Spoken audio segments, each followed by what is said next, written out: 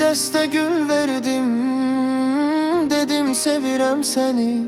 Bilirəm sən də sevirsən, sən mənim cananım. Xatirinə dəymişəm mən, qəlbiminə dəymişəm sənin. Üzür istəyirəm, bağışla məni, mən səni sevdim ömrüm. Bir dəstə gül verdim, dedim aşiqin olmuşam. Mən səni heç ağlatmaram, həyatımı küsmə məndən. Bir dəstə gül verdim, dedim aşiqin olmuşam. Mən səni heç ağlatmaram, həyatım küsmə məndən. Ya eşqi yaşadıq biz səninlə, özündənəm, gözündə yaş.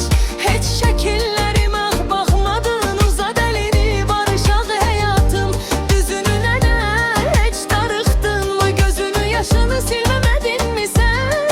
Mən sənin üçün çox darıxdım, həsrətə yer yoxdur, boş ver. Yenidən qovuşaq, barışaq biz, sevgimizdən hər kəsə danışaq. Xoşladığın güllərdən almışam, çox üzdüm səni, bağışla ömrüm. Gəlirəm məhlənizə sizin mən, görən deyir nə gəzirsən burada. Bir söz deyib aradan çıxıram, atan eşidib səni incitməsin.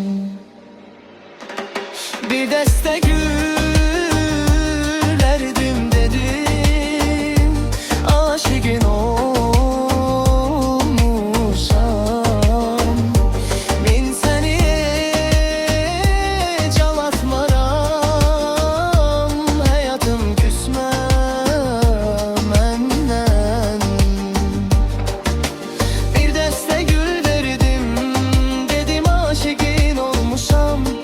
Mən səni heç ağlatmaram, həyatım küsmə məndən. Bir dəstə gül verdim, dedim aşiqin olmuşam.